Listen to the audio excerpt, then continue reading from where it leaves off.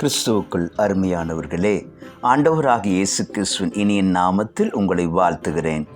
இன்றைக்கு ஆபிரகாமின் உண்மை என்ற தலைப்பில் நாம் தியானிக்க போகிறோம்.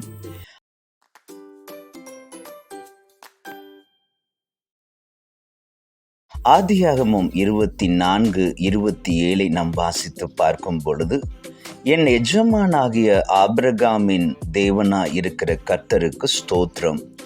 அவர் தம்முடைய கிருபையையும் தம்முடைய உண்மையையும் என் எஜமானை விட்டு நீக்கவில்லை. ஆம், எனக்கு அருமையானவர்களே, கர்த்தர் உண்மையுள்ளவர். தம்முடைய பிள்ளைகளும் உண்மையாயிருக்க வேண்டும் என்று எதிர்பார்க்கிறவர். கர்த்தர் ஆபிரகாமிடம் ஒரு உண்மையை கண்டார். அது கர்த்தருக்கு கீழ்ப்படுகிற உண்மை. ஆதியாகமம் 12:1 பாருங்கள்.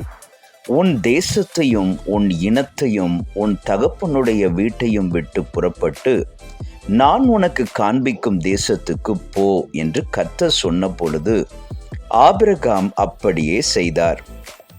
அப்படி புறப்பட்டு செல்வது அந்த நாட்களில் எத்தனை ஆபத்தானது! அதற்கு அதிகமான மன உறுதி இருக்க வேண்டும். இருப்பினும் ஆபிரகாம் கர்த்தருக்கு கீழ்ப்படிவதில் உண்மையுள்ளவராய் இருந்தார். ஆபிரகாமுடைய வாழ்க்கையை பற்றி வாசித்து பாருங்கள். அவரது உண்மைத்தன்மை நம் இருதயத்தை ஆச்சரியப்பட வைக்கிறது.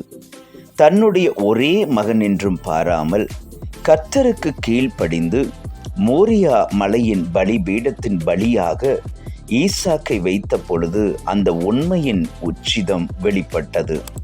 கர்த்தரால் ஆபிரகாமின் உண்மையை பாராட்டாமல் இருக்கவே முடியாத நிலை.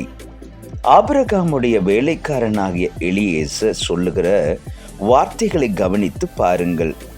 ஆதியாகமம் 24:27 கர்த்தர் தம்முடைய கிருபையையும் தம்முடைய உண்மையையும் என் எஜமானனை விட்டு நீக்கவில்லை. நான் பிரயாணம் பண்ணி வருகையில் கர்த்தர் என் எஜமானனுடைய சகோதரர் வீட்டுக்கு என்னை அழைத்து கொண்டு வந்தார் என்றான். ஆபிரகாமின் உண்மையின் பேரில் கர்த்தர் தலைமுறையாக ஆபிரகாமின் சந்ததியை தெரிந்து கொண்டு ஆசீர்வதித்தார். தன்னை ஆபிரகாமின் குமாரன் என்று அழைத்து கர்த்தர் ஆபிரகாமை உயர்த்தினார். ஆம், உண்மையுள்ளவர்களுக்கு அவர் உண்மையுள்ளவராகவே இருக்கிறார். தேவ பிள்ளைகளே, நீங்கள் ஆபிரகாமை உங்களுடைய முற்பிதாவாக கொண்டிருக்கிறீர்கள். ஆபிரகாமை விசுவாசிகளின் தகப்பன் என்று அழைக்கிறீர்கள். ஆபிரகாமின் சந்ததிக்குரிய சுதந்திரங்களை எல்லாம் நீங்கள் சுதந்திரித்துக் கொள்ளுகிறீர்கள். அப்படி இருக்க ஆபிரகாமிடமிருந்த உண்மை உங்களிடமும் நம்மிடமும் இருக்க வேண்டும் அல்லவா? கர்த்தர் ஒரு நாளும் இரு மனதையோ இரு வழிகளையோ மாய்மாலங்களையோ விரும்புவது இல்லை. இதோ உள்ளத்தில் உண்மையாயிருக்க விரும்புகிறீர்கள். அந்த கரணத்தில் ஞானத்தை எனக்கு தெரியப்படுத்துவீர் என்று சங்கீதம் 51:6 நாம் வாசிக்கிறோம்.